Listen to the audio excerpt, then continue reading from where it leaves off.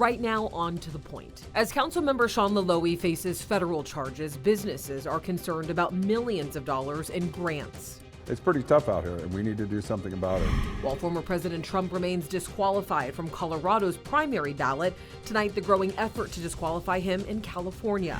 And the travel rush is underway. How Sacramento International is preparing for its busiest day tomorrow.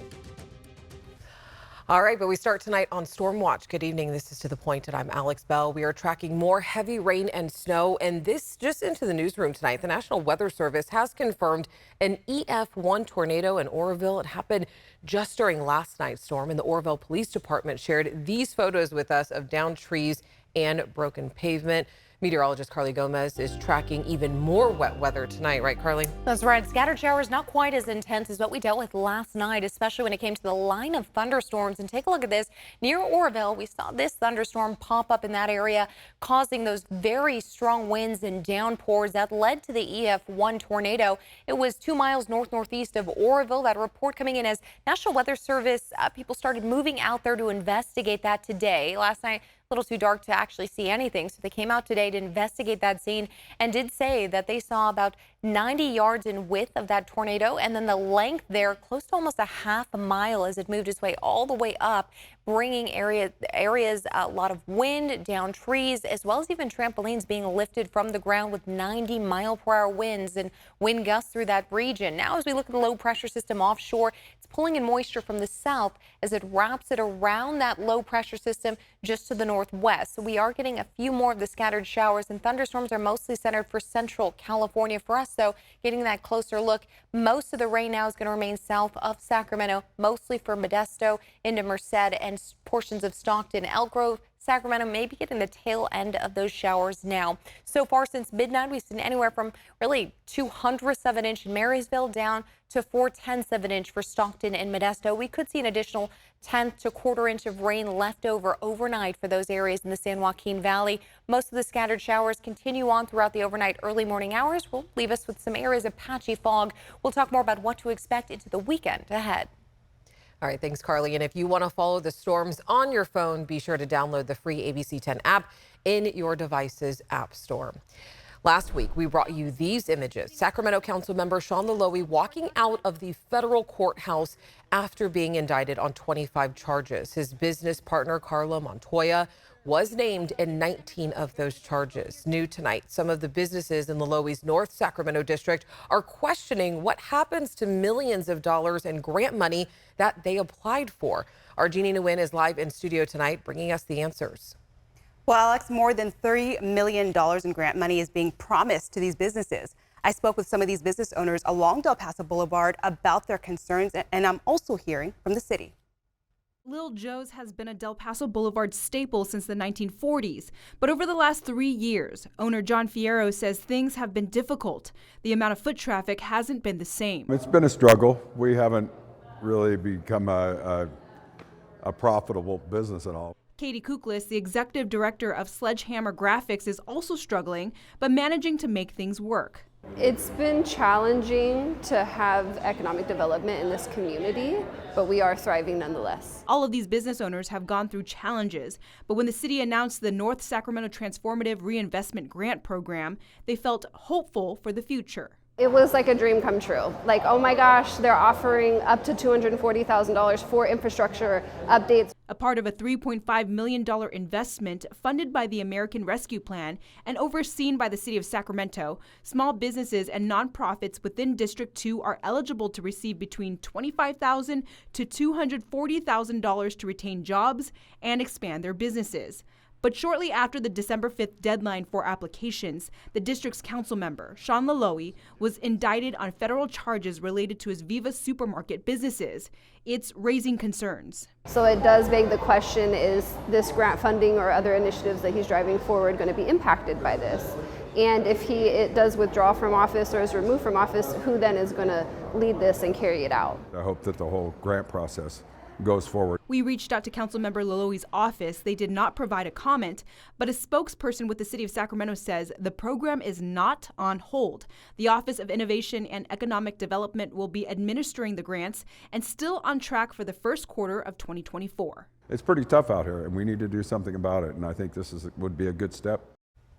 Yeah, it really is hard to hear that businesses are still struggling after the pandemic. But I do want to mention that you learned that another grant option is available for people as well, right? Yeah, that is the North Sacramento Facade and Property Improvement Grant. Now, that basically means business owners could get anywhere from $5,000 to $30,000 to help with exterior paint, new signs, windows, everything basically that would help their exterior appearance of their business. Now, applications for those grants are now closed, but businesses are also expected to get their funds sometime in the first quarter of 2024. And there are a lot of great things coming to Del Paso. And Jeannie recently spent some time there, actually, on Del Paso Boulevard, reporting on plans to revitalize the area, including the Boulevard's ice rink.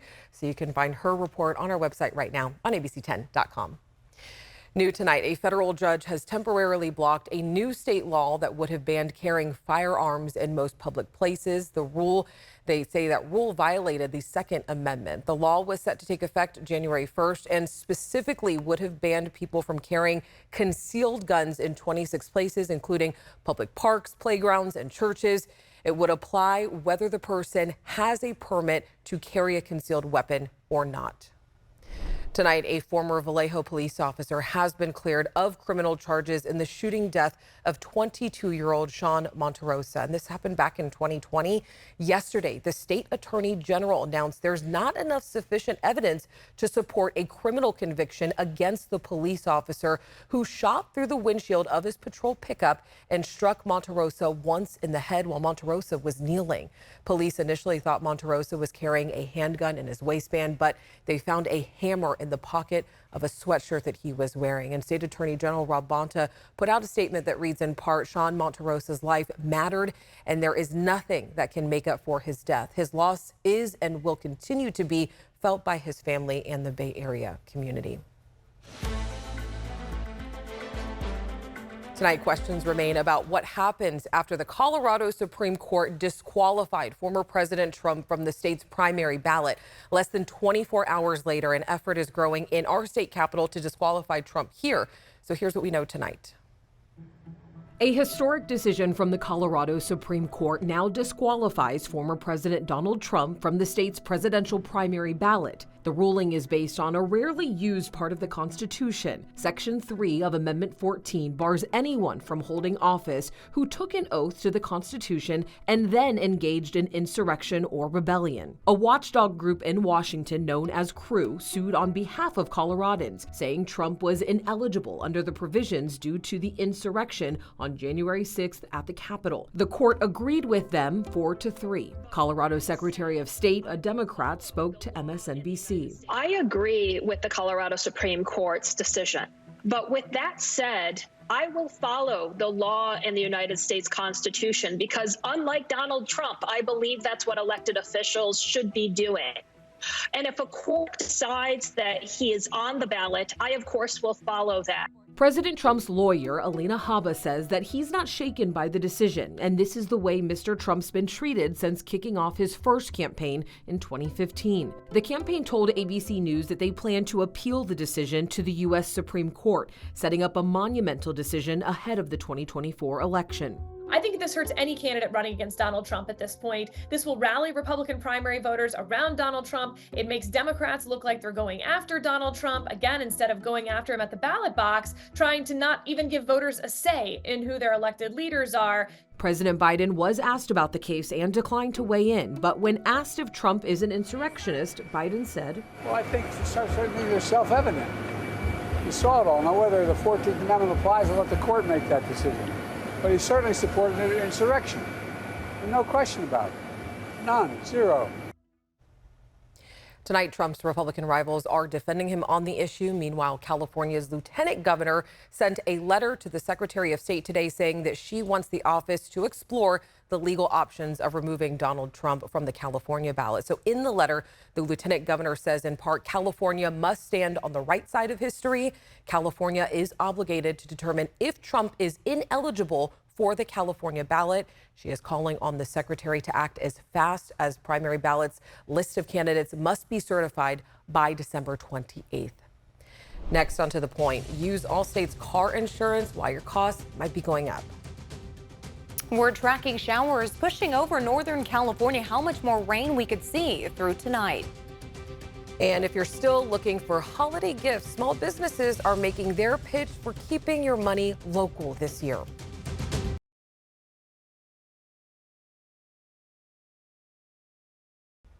Caltrans has been very busy moving these boulders today. A rock slide blocked Highway 50 at Echo Summit in the Sierra. Caltrans had to use explosives to clear the mess.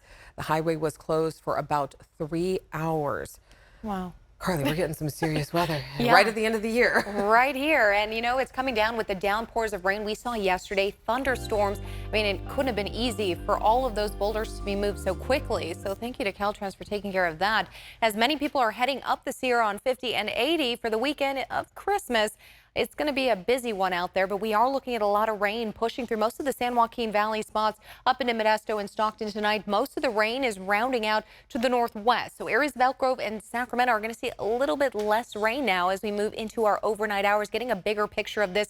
The low pressure's offshore, and as it moves, you can see the band kind of moving along their path just offshore to the northwest, where most of the heavier rain is now in central California. Low pressure system moving down the coastline into Southern California through tomorrow. Now, over this last 72 hours, we've gotten a lot of rain, over 2.5 inches for Sacramento. That's Sacramento Executive Airport and the downtown area with Stockton over 1 inch of rain. They should be adding to those totals later on through tonight, as well as Modesto at 1.5 inches. Vacaville over 2 inches of rain as well. Now, we have seen a lot of rain in a short amount of time, and that's what's leading to localized flooding. Areas that you saw with the Caltrans there, boulders falling, things of that sort. But we do expect to see more of that rain headed our way into next week. So here's what we're tracking here as that low pressure moves down the coastline into Southern California, bringing heavy rain showers, flooding, and even thunderstorm chances. We'll see a bit of a clearing, at least into the weekend ahead. That'll give us some time to get any last-minute shopping done. As this clears out into the early morning hours, we could see some areas of patchy morning fog Thursday, Friday, and even to Saturday morning, as we'll get temperatures dropping off even into the 30s this weekend. So get ready for that. The next atmospheric river that low pressure could tap into is right here, and it's actually right directed into Hawaii, which is at Pineapple Express, as we get into Wednesday, December 27th, and then right behind that for the weekend of New Year's. So we may see some rain moving from that Friday into Saturday. The next best shot to see that rain's after Christmas, so we get Monday and Tuesday with a bit of cloud coverage. And finally, Wednesday, we're seeing some rain pushing in just off the shoreline late night, and then potentially passing through Thursday. So it may not be a big rain event, but Friday so far is looking to see some more rain on the 29th. And then as we move toward the 30th, a little bit more just offshore. Over the next 3 days from Sunday through Tuesday, Sunday, Christmas Eve, Christmas Day on Monday, and then Kwanzaa on Tuesday. Mid to upper 50s out there with mostly sunny skies. Overnight lows, though, will be cold. You'll be looking at those in those mid to upper 30s. Overnight rain chances again next week. Next, on to the point, another rate increase for car insurance in California, and how Sacramento International is preparing for its busiest travel days ahead.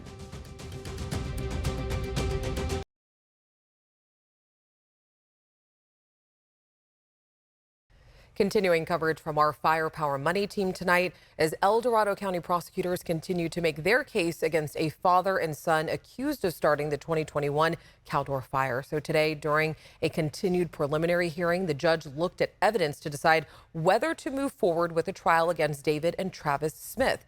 Testimony included an expert from the U.S. Forest Service who talked about the possibility of a bullet fired by one of the Smiths sparking the blaze. Defense attorney Mark Reichel spoke with us today. What's I think important here is that you have a theory that is advanced by the DA's office as to the cause of the fire, and they admit on the stand through their expert, their own expert, who says the best he can say is that it's possible that a bullet caused this fire. The Caldor fire started in August 2021, destroyed Grizzly Flats, burning all the way to South Lake Tahoe. More than 50,000 people were evacuated. The hearing will pick up again next Wednesday. In your price points, California's Department of Insurance confirms that Allstate is raising its car insurance rates next year. Your rate increases could be as much as 30%. Allstate tells us, quote, while costlier repairs and more frequent and severe accidents have caused auto claim costs to soar in California, customers continue to get great value with Allstate. The increases could start in February. And tonight, the Sacramento International Airport is preparing for its busiest travel days for the holiday season. According to Expedia, tomorrow will be the busiest air travel day. SMF anticipates Friday to be their busiest day and encourage people to show up at least 2 hours before their flight. We asked, what does parking look like this year? Number one thing is going to be parking. We do anticipate the lots to fill up pretty quickly during this time. And so we really ask people, give yourself plenty of time. If you can take a ride share, you definitely might want to consider it. SMF tells us that they are adding more lots, including an economy lot that will likely open next summer. A parking garage will be added by 2025. And if you are still looking for holiday gifts, small business owners are encouraging people to shop local as many rely on holiday sales to stay afloat. According to Forbes, 20% of small businesses fail within the first year and half close by year 5. So tonight, we looked into how your dollar can really go the extra difference when you shop small. Candlelita is my home-based candle studio. I started making candles like in 2020, just as a hobby, pandemic hobby. A lot of people showed interest. So they're like, oh, you should try selling candles. So like, okay. So I just started doing like local pop-ups and like I made a website and Instagram. So I just kind of, went from there, gained momentum. It's all inspired by my roots and my upbringing as Filipino American. Memories of like going to parties and like eating these certain pastries. Sampaguita is like our #1 top seller, just because it's the national flower of Philippines. And it's really like sentimental for a lot of people, like, oh, this reminds me of my Lola. So the Chamber has actually done like a lot for small businesses like mine, things like being featured in like the gift guide. So the holiday guide started about 2020. During the pandemic, it was especially hard for small businesses and makers, as we call some of them, to get a foothold. And so we decided to put this out mainly to give them some additional exposure. We serve the 38,000 AAPI-owned businesses in the area. You may have a restaurateur who is great at creating the food, but they may not be so good at human resources. We also run the Minority Business Development Agency. We teach you how to get credentials, but we also teach you things about marketing, about building a website. Then we're looking at getting them into the ecosystem. We have exposure like at our night market and some other things that we do throughout the year. Everything that's invested in us, we try to invest right back into our small businesses. We had our annual Estrella Awards where we honor Latino leadership across the region. Well, one of the really cool things that we get to do with that, based on the locations we choose, is we bring in small businesses to help us with that. One of the hardest part for any business, and then especially for our diverse businesses, is actually getting access to capital. Banks and financial institutions are more likely to give you a loan about the time you don't really need it, because they want to see that you have a good business plan, that you have success before they want to take the risk on investing in you. So that's just a culture shift that we need to change. We have more businesses that have stayed and are bringing on new employees or finding second locations or adding a brick and mortar to their food truck. So when people are looking at where to invest and what that looks like, they need to look here too. Throughout the year, we offer a lot of education through our Emprende program, which is our Spanish language business planning program. We have businesses go through a 10-week program there. They can get a certificate of entrepreneurship. Oh, welcome. Beautiful. I am the owner of La Gran Tenochtitlan. I did the Emprende Sacramento program, and that was just so much knowledge. Like, you learned stuff in school, but that was like first-hand experiences I feel through that. It just made me feel like I was more comfortable going out to do these things. It's very popular because it's like a traditional Mexican game. My family's from Mexico City, so we kind of paid like a homage to where we come from. Everything comes from like everywhere. There's like Oaxaca, Puebla, Michoacan, Mexico City. I love that I'm able to bring pretty much Mexico to the States for people who aren't able to travel as often or can't bring stuff back. They're starting a business to support their families, support their neighborhoods, so it becomes that much more vital for us to make sure we're supporting them. Holidays do make a big difference, especially like because I sell kind of seasonal items. I think it's like 30 or 40% of like my whole entire income just comes from like the last 2 months of the year. I don't know, I always say it's true when they say we do a happy dance when you shop small with us. A lot of great businesses. Still time to get some gifts. And if you want to learn more about those businesses right in our area, make sure you head over to abc10.com/race and culture. We're back after this.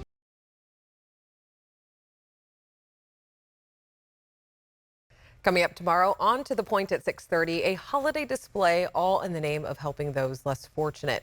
A man in Lincoln has been transforming his home into a Christmas walkthrough for the past 14 years. And every year he makes it a point to collect donations to be able to help sponsor families in need. A project that I truly enjoy doing, but the best part of it is right now, when you get to see people and meet people. But following the pandemic and the rise in cost of living, this year has been a challenge. So make sure you come back tomorrow night to see his full story and how you can help and see how he's making sure to take care of those families right in his community. And hey, if there's something going on in your community you want us to know about, reach out to us. We love to hear all these great positive stories. Have a great night, and I'll see you tomorrow.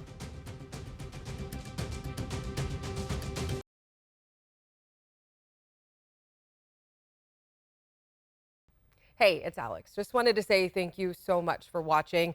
I really love hearing from everyone, and I hope that you'll stay in touch.